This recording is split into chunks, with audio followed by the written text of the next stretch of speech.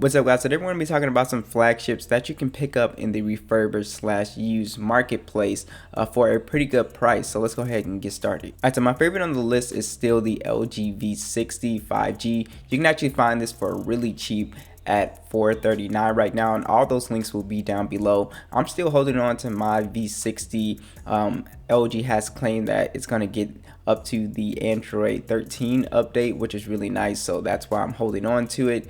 And it's got, a couple unique things that still make it very valuable.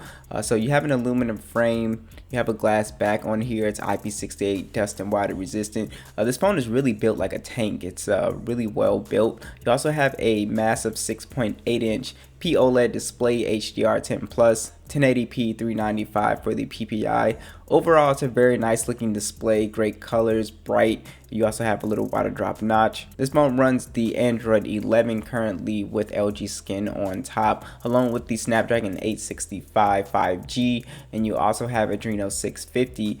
So this phone is still very powerful. It's really meant to be a sort of like hybrid dual screen phone, so it can handle multitasking really great. Gaming it can handle really great as well, so you can play games high settings no problem on this phone. And overall, I found it to be very speedy with the 8 gigs of RAM. You also have 128 gigs of internal storage. You also have micro SD support on this phone, as well as stereo speakers, which sound amazing. Super loud stereo speakers, some of the best that I've heard. It's great bass quality, great mids and highs. This phone also keeps a 3.5mm quad DAC, which is very unique. I think the only other phone that's like flagship status is the Rogue Phone 5 that actually has a built-in headphone jack with a quad DAC. So this phone is still very unique for people who are really into audio.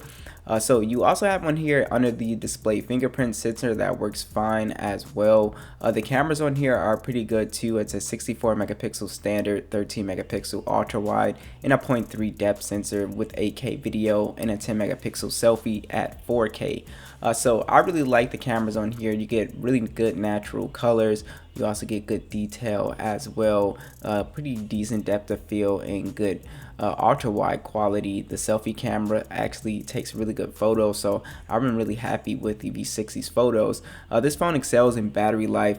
It has a 5,000 milliamp battery and wireless charging, but I haven't used this phone on 5G, so battery life for me, I'm usually getting around 9 hours of screen on time. I've seen people go for 10 hours. It just depends on how you use it, but amazing battery life on this phone. Next is the iPhone 11. You can find right now for $550, and I still like this phone at this price point. I think it's pretty solid. So you have a glass back aluminum frame. It has a really nice feel to it as well. It's also IP68 dust and water resistant. It has a 6.1-inch display. It's 720p plus 326 for the PPI.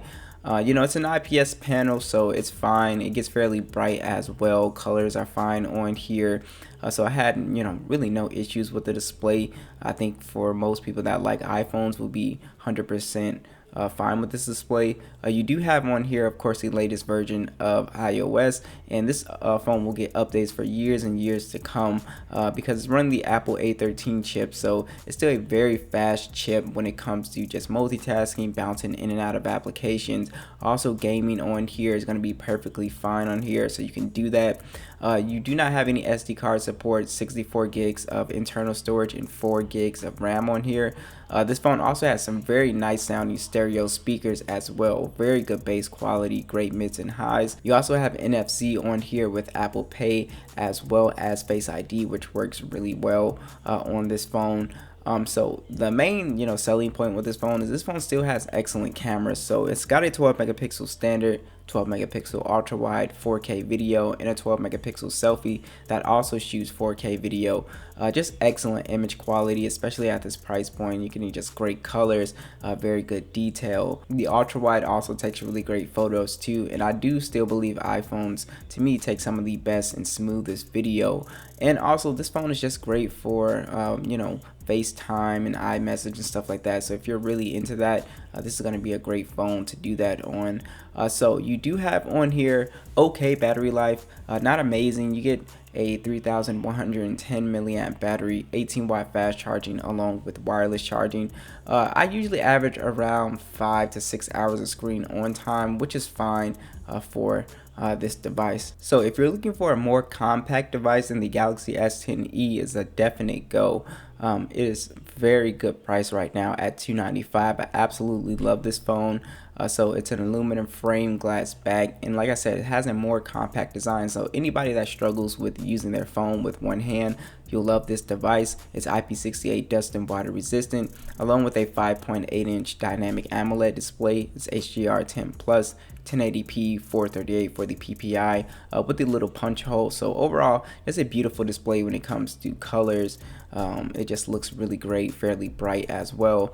You get the Snapdragon 855 along with the Adreno 640, so you're still getting flagship quality speeds on here when it comes to launching applications, multitasking, and gaming on here. You can definitely do no problem. You also have micro SD support and 128 gigs of internal storage along with 6 gigs of RAM. This phone also has the headphone jack still, along with some really nice sounding stereo speakers. Great quality with those, very good bass quality, mids and highs. You also have NFC and really all the bells and whistles. So this does have the Samsung desktop support too, which is really cool. You also have the physical fingerprint scanner side mounted, which is really nice as well. So I really enjoyed that, and you can use Face Unlock too. But another highlight with this phone is definitely the cameras. It's a 12 megapixel standard along with a 16 megapixel ultra wide. You also get 4K video with a 10 megapixel selfie camera that also shoots 4K.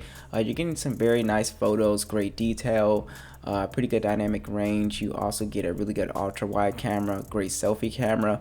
I guess the one complaint that you can make is colors seem to be a little too oversaturated, but honestly a little bit of editing could fix that.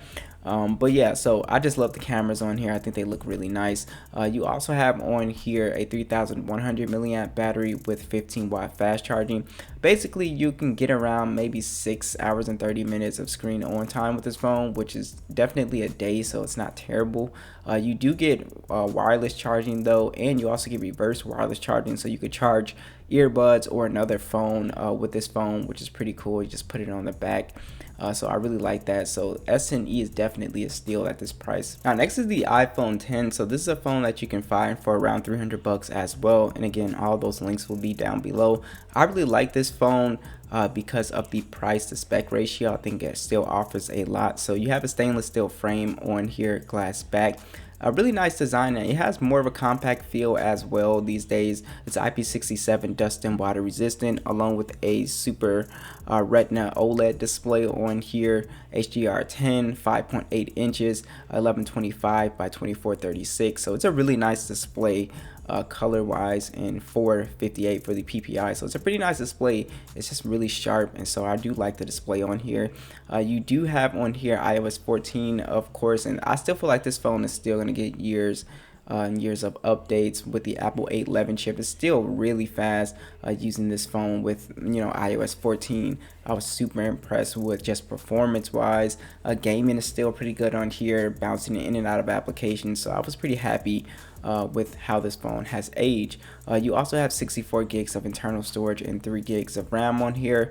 You do have stereo speakers which sound really loud, great bass quality, good mids and highs. You also have NFC with Apple Pay, and Face ID is on here. That still works very fast. This phone still has pretty good cameras. I really wish they swapped out the telephoto for an ultra wide, but you do get that telephoto lens with this 12 megapixel and then a 12 megapixel standard with 4K video, also a 7 megapixel selfie. I think this phone still takes pretty good photos, especially for this price range. I think it takes really good photos, great dynamic range, pretty good color as well. So I really was not displeased. I think anybody buying this phone will be fine if you just don't mind not having an ultra wide. But overall, the cameras are great. FaceTime is really nice on here. Video overall is decent. So this phone has pretty decent battery life, a 2716 milliamp battery, 15-watt fast charging with wireless charging on board, and I usually can squeeze around 5 to 6 hours of screen on time with this one as well, which is definitely a full day's use for a light user like me, so no issues there. Last is the Galaxy S20 FE 5G. This is an amazing phone for the price point, around the $500 price point. You got an aluminum frame and plastic back. It still has, kind of a premium feel to it. So I wouldn't worry about it feeling cheap. I think the design looks overall pretty good. It's IP68 dust and water resistant, which is really nice, and it has a beautiful Super AMOLED 120 Hz display. Best display on this list. It is really beautiful, super smooth display. 1080 by 2400. 407 for the PPI, so I just really love the display's colors and just the smoothness of it. Like I said, if you're into displays, this is the best option for you. Android 11 with this guy with the latest version of One UI. You have the Snapdragon 865 5G chip on here, Adreno 650 on here as well. So this phone will just fly through launching apps, multitasking, gaming. You can do it all on this phone. It's a very powerful phone. You have micro SD support, 128 gigs of internal storage, and 6 gigs of RAM on here. You also have stereo speakers, no headphone jack, unfortunately, but those speakers sound amazing, very loud, crisp and clear. NFC is on board, a very fast under the display physical fingerprint sensor along with face unlock. Now you also have on here other little bells and whistles like Samsung desktop support, and you also have reverse wireless charging, which is really cool. And this phone has, again, one of the best cameras on this list to me, a 12 megapixel standard, 8 megapixel telephoto, and a 12 megapixel ultra wide. Like I said, I think this phone takes some of the best photos. The selfie camera is really good too, 32 megapixel selfie. It shoots 4K on the front and back, and you just get really good dynamic range, great ultra wide, great color, great detail. It just takes really good photos, especially at this price point. So you're getting really flagship quality photos here. And also you get pretty decent battery life, 4,500 milliamp battery, 25 watt fast charging. Also has wireless charging at 15 watts. I'm usually able to get around 7 hours of screen on time with this phone, which is pretty good. So that is pretty much it, guys. Thanks for watching. I'll catch you guys in the next one.